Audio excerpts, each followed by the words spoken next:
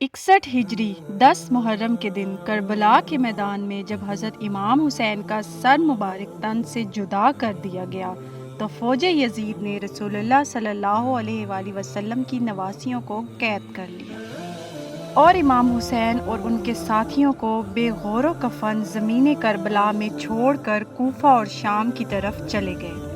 اتنے میں پورے آسمان پر اندھیرا چھا گیا۔ لوگ سوچنے لگے کہ شاید رات ہو گئی ہے۔ آسمان میں ستارے آپس میں ٹکرانے لگے۔ کہا جاتا ہے کہ اس وقت آسمان سے خون کی بارش ہوئی تھی۔ اللہ اکبر! یعنی حضرت امام حسین کے غم میں آسمان بھی خون کے عنصر ہوا تھا۔ 61 ہجری 10 محرم کی شام کو ایک سفید کبوتر کربلا کے میدان کے اوپر سے گزرا۔ اس نے دیکھا کہ کربلا کی تپتی ہوئی زمین پر نواسۂ رسول کا جسم مبارک میدان میں تنہا پڑا ہوا ہے۔ اللہ اکبر! وہ کبوتر چیختا ہوا آسمان سے اتر کر زمین پر آ گیا اور دوسرے کبوتروں سے کہنے لگا، قیامت آ گئی، امام حسین کو شہید کر دیا گیا۔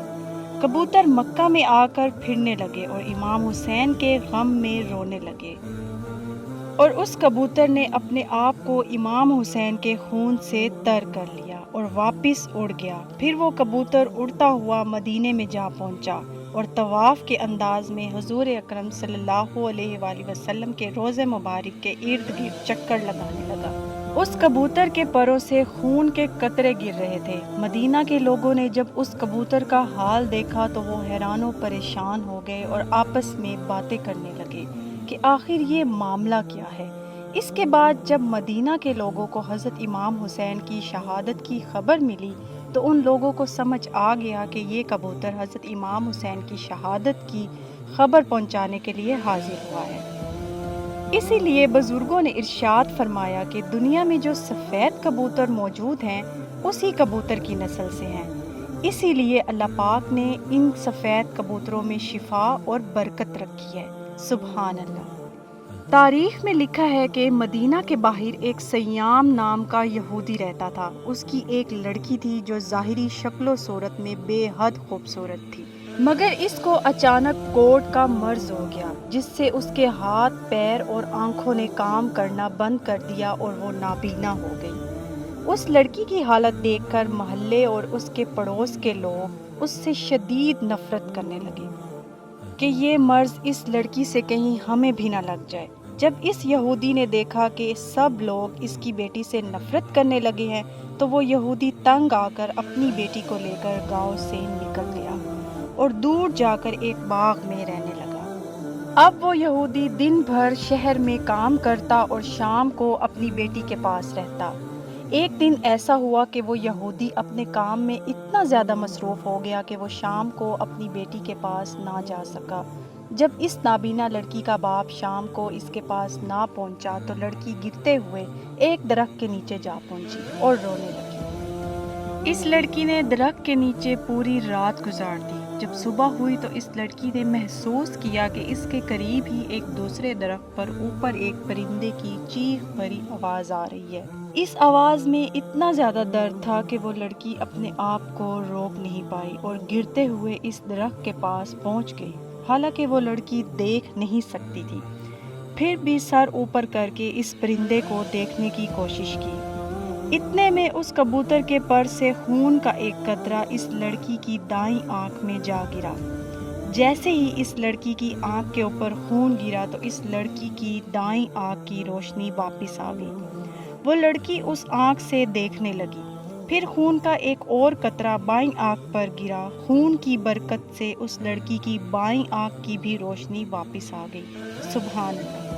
یہ دیکھ کر وہ لڑکی بہت حیران ہوئی اور اس درخت کے اوپر دیکھنے لگی۔ اس نے دیکھا کہ خون سے بھرا ہوا ایک سفید کبوتر بیٹھا ہے۔ وہ لڑکی اس کبوتر کو دیکھ رہی تھی۔ اتنے میں خون کے کچھ اور قطرے اس کے جسم پر گرے۔ امام حسین کے خون کی برکت کی وجہ سے اس لڑکی کی تمام مرض ختم ہو گئے۔ امام حسین کے خون کی برکت کی وجہ سے اس لڑکی کی تمام بیماریاں ختم ہو گئیں۔ اب وہ لڑکی ایسے ہو گئی جیسے اسے کوئی مرض تھا ہی نہیں۔ اب وہ لڑکی خوشی خوشی اٹھی اور اپنے باپ کو ڈھونڈنے نکل گئی۔ اتنے میں وہ یہودی سامنے آتا ہوا دکھائی دیا۔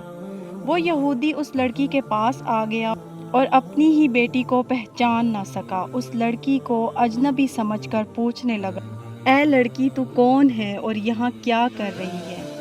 میں اپنی بیٹی کو باغ میں چھوڑ کر گیا تھا، کیا تجھے اس کا علم ہے؟ میری بیٹی کہاں گئی ہے؟ کیونکہ میں جس جگہ پہ اسے چھوڑ کر گیا تھا وہاں وہ موجود نہیں ہے۔ لڑکی یہ سن کر خوشی سے رونے لگی اور یہودی سے کہنے لگی کہ بابا، آپ نے مجھے نہیں پہچانا، میں وہی آپ کی بیٹی ہوں جسے آپ اس باغ میں چھوڑ کر گئے تھے۔ یہودی یہ سن کر بہت حیران ہوا اور خوشی سے وہ رونے لگا۔ پھر اپنی بیٹی سے کہنے لگا کہ تمہاری یہ بیماری کیسے ٹھیک ہوئی؟ تمہیں دکھائی دینا کیسے شروع ہوا؟ لڑکی نے اپنا سارا واقعہ باپ کو سنایا اور اپنے باپ کو اسی درخت پر لے کر گئی جہاں وہ کبوتر بیٹھا ہوا تھا۔ یہودی نے خون سے لت پت کبوتر کو دیکھا اور پوچھا، اے مبارک پرندے، تیرے پروں سے گرنے والا مبارک خون کس کا ہے جس میں اللہ نے اتنی برکت رکھی ہے؟ خیر، جیسے تیسے کر کے یہودی نے اس پرندے کے بارے میں معلومات حاصل کر لی۔ جب اس یہودی کو پتہ چلا کہ یہ جو کبوتر کے اوپر خون لگا ہوا ہے یہ امام حسین کا خون ہے اور اسی خون کے ذریعے سے میری بیٹی ٹھیک ہوئی ہے، اس کو دکھائی دینا شروع ہو گیا ہے اور اس کا مرض بھی ختم ہو گیا ہے۔